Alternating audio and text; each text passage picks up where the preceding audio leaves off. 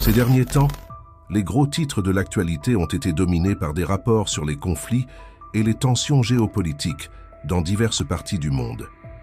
Parmi ces événements, l'un des plus marquants a été la récente attaque de l'Iran contre Israël. Non seulement cet épisode attire l'attention par sa gravité, mais il soulève également de profondes questions sur sa signification et ses implications, en particulier pour ceux qui cherchent à comprendre les événements actuels à la lumière des prophéties bibliques. Dans cette vidéo, nous explorerons l'importance de comprendre l'attaque de l'Iran contre Israël d'un point de vue biblique.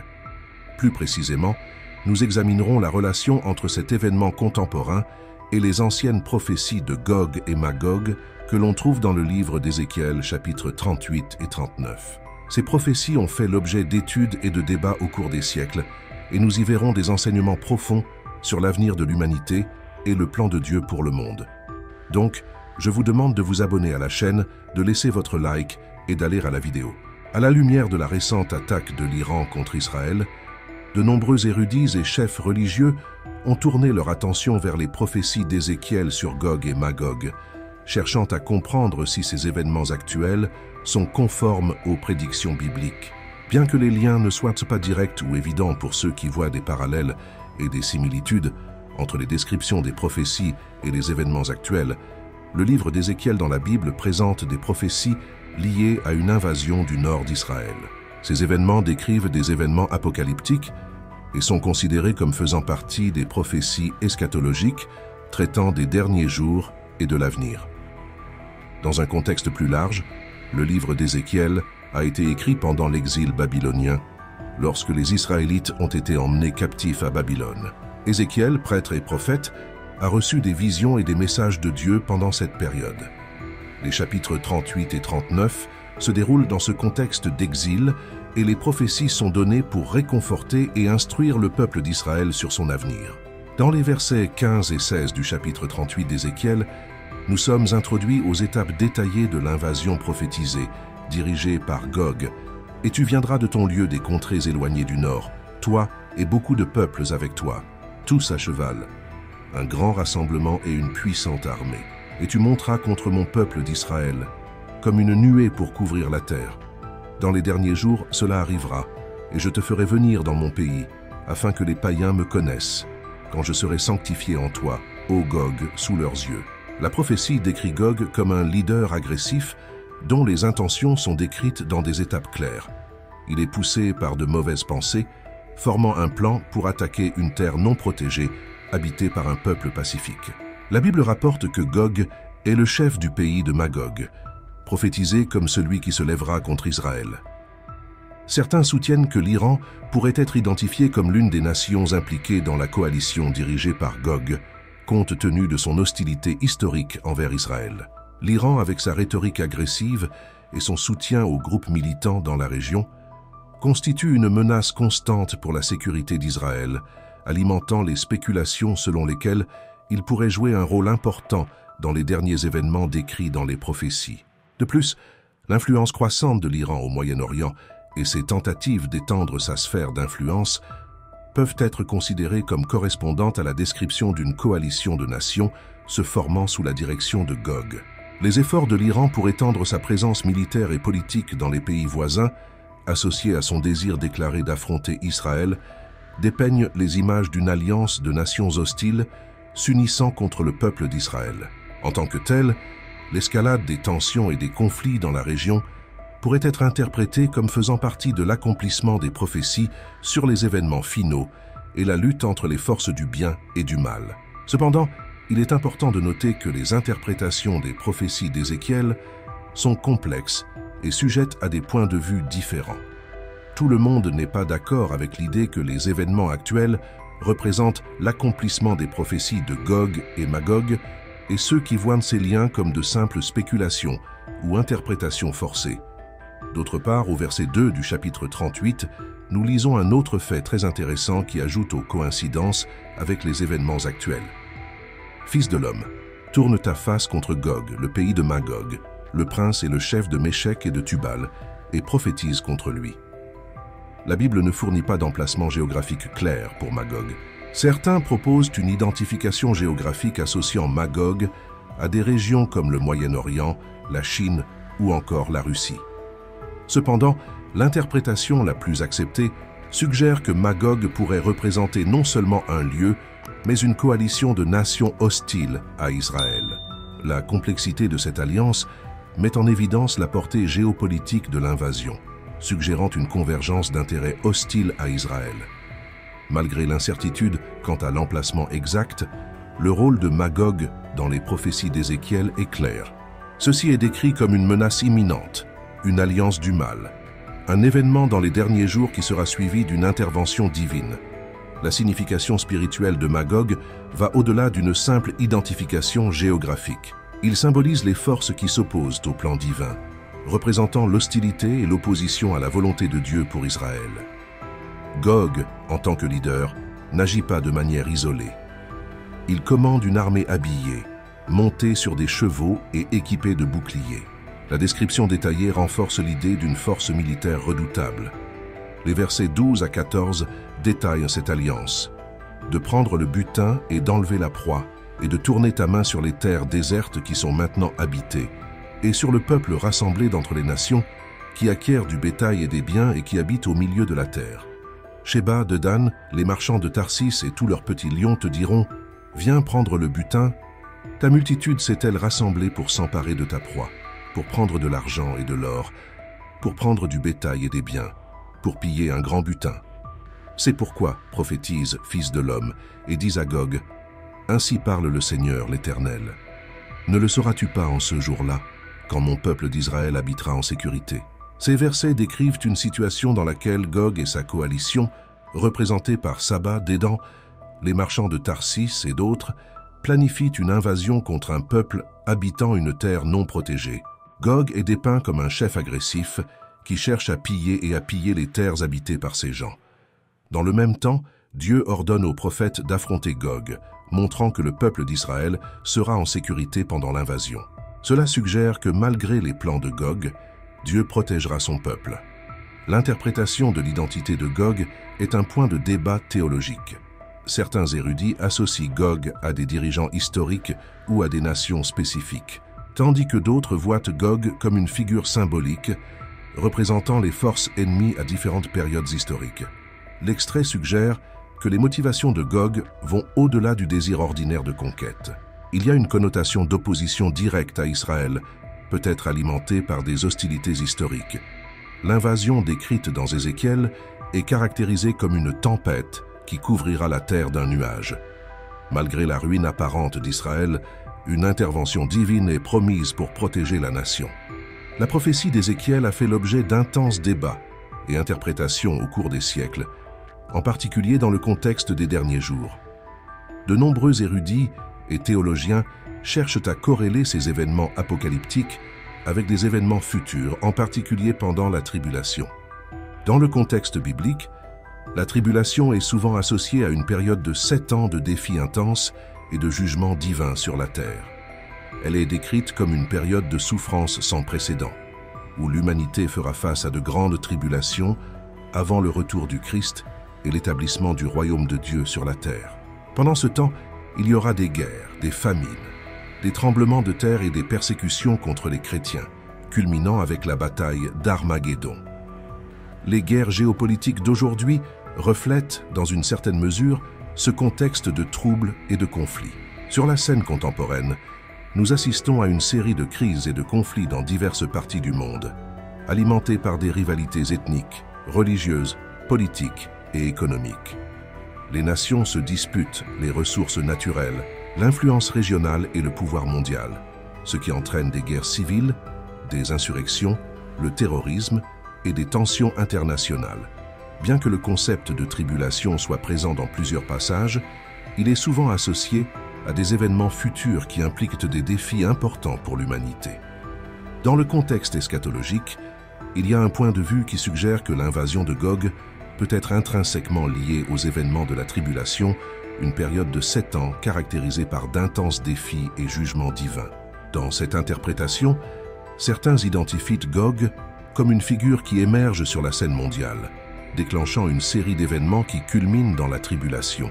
Le rôle de l'Antéchrist, personnage central dans les événements de la tribulation, est également discutée en relation avec la prophétie d'Ézéchiel. Certains conjecturent que l'Antéchrist pourrait trouver une solution pour le Moyen-Orient en concluant un accord de paix de 7 ans avec Israël pendant la tribulation. Ceci, à son tour, permettrait aux Juifs de reconstruire leur temple et de vivre dans une sécurité relative, créant les conditions d'une invasion calculée. Le lien entre les prophéties de l'Ancien et du Nouveau Testament est souvent exploré pour comprendre l'image complète des derniers jours. Les tensions croissantes entre les nations, les conflits armés, la montée en puissance de dirigeants autoritaires et les défis économiques et environnementaux mondiaux ont conduit beaucoup de gens à réfléchir à la possibilité que nous nous rapprochions de l'accomplissement des prophéties apocalyptiques. Je veux connaître votre opinion dans les commentaires. Sommes-nous proches du retour de Jésus-Christ? Ici, il vaut la peine de s'arrêter pour mentionner le chapitre 37 d'Ézéchiel, où nous sommes transportés dans une vision extraordinaire qui résonne à travers les âges. Ézéchiel se trouve dans une vallée remplie d'ossements desséchés. Ce cadre désolé symbolise non seulement la dévastation physique, mais aussi la perte spirituelle et le désespoir qui avait englouti les Israélites. La vision des ossements desséchés dépeint la réalité de l'exil babylonien, où les Israélites avaient perdu leur terre, leur temple, et dans de nombreux cas leur foi. La dispersion entre les nations et le sentiment de désolation étaient palpables. Cependant, au milieu de cette désolation, Dieu apparaît et demande alors à Ézéchiel « Fils de l'homme, peux-tu faire revivre ces os ?» Cette question défie la logique humaine, pointant du doigt l'impossibilité humaine de ramener la vie aux morts. La réponse d'Ézéchiel à la question de Dieu fut « Seigneur Dieu, tu sais ». Ensuite, Dieu ordonne à Ézéchiel de prophétiser sur les ossements desséchés, un acte symbolique qui préfigure l'intervention divine, pour ramener la vie à ceux qui semblaient totalement perdus. La parole prophétique d'Ézéchiel est comme un appel à la résurrection spirituelle et nationale d'Israël. La réponse de Dieu à la prophétie est extraordinaire. Comme le prophétise Ézéchiel, un miracle étonnant se produit. Les os commencent à s'assembler, les tendons et la chair se forment sur eux, et la vallée des os desséchés subit une transformation étonnante. Les tendons, la chair et la peau sont restaurés, mais il manquait encore quelque chose. Le souffle de vie manquait. Dieu ordonne alors à Ézéchiel de prophétiser au-dessus du vent, symbolisant le souffle du Saint-Esprit qui apporterait la pleine vie au peuple. Quand Ézéchiel obéit, le souffle divin pénètre dans ses corps restaurés et ils s'élèvent comme une vaste armée vivante. Ce point de vue a un lien direct avec la situation historique des Israélites à Babylone. Ils étaient découragés, incrédules et déracinés. La promesse de restauration n'anticipe pas seulement un retour physique sur la terre d'Israël, mais indique un profond renouveau spirituel. Tout comme les ossements desséchés ont été ressuscités, Israël connaîtrait une résurrection en tant que nation, et une renaissance spirituelle sont promises. La figure de Gog, chef prophétisé dans le pays de Magog, et la vision de la vallée jonchée d'ossements desséchés dans Ézéchiel sont reliés par un fil spirituel qui traverse les Écritures. Les deux récits pointent vers des événements eschatologiques, révélant la souveraineté divine sur l'avenir d'Israël. Alors que Gog représente une menace extérieure qui se lèvera contre le peuple de Dieu dans les derniers jours, la vision des os desséchés met en évidence la promesse d'une restauration spirituelle et d'une résurrection. Bientôt, tout comme les os ont été restaurés, Gog sera également vaincu. L'anéantissement de Gog et de sa coalition dans les versets suivants est une épopée de l'intervention divine et de la manifestation de la gloire de Dieu. La Bible décrit ce moment dans Ézéchiel 38, versets 18 à 23. « Mais il arrivera en ce jour-là, au jour où Gog viendra contre le pays d'Israël, dit le Seigneur Dieu, que ma colère montera à ma face. Car dans mon zèle et dans le feu de ma colère, j'ai dit qu'en ce jour-là, il y aura une grande secousse sur le pays d'Israël. Ainsi trembleront devant moi les poissons de la mer, et les oiseaux du ciel, et les bêtes des champs, et tous les reptiles qui rampent sur la terre, et tous les hommes qui sont sur la face de la terre, et les montagnes seront abattues, et les précipices s'écrouleront, et toutes les murailles s'écrouleront. Et j'appellerai l'épée contre lui sur toutes mes montagnes, dit le Seigneur l'Éternel.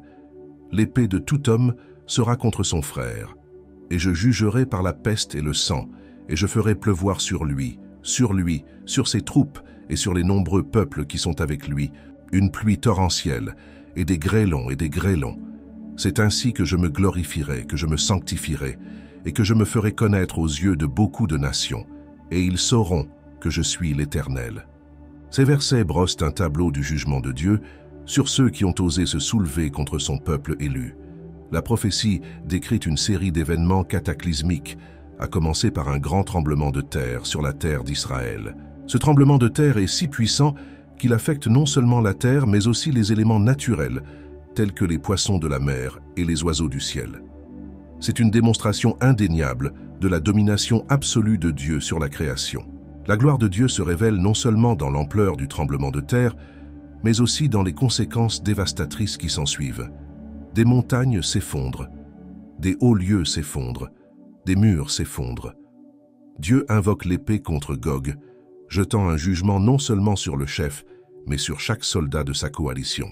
Le jugement de Dieu est universel, impliquant la peste, l'effusion de sang, les pluies torrentielles, la grêle, le feu et le soufre.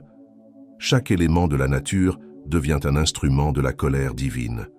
Le but de cette intervention divine devient clair. Dieu proclame que tout cela est pour que les nations reconnaissent sa sainteté et sa puissance. Il cherche à être glorifié aux yeux de toutes les nations, révélant sa majesté et sa souveraineté. L'anéantissement de Gog et de sa coalition sert de témoignage divin, une déclaration sans équivoque que le Seigneur Dieu règne en maître sur toutes choses. La permission de cette invasion et du jugement subséquent n'est pas seulement un acte de justice divine, mais une stratégie pour que les nations du monde voient et connaissent le Dieu d'Israël. Dieu utilise la désobéissance de Gog comme une occasion de se révéler d'une manière puissante et indiscutable. Non seulement il défend son peuple, mais il cherche aussi la rédemption des nations par la révélation de sa gloire.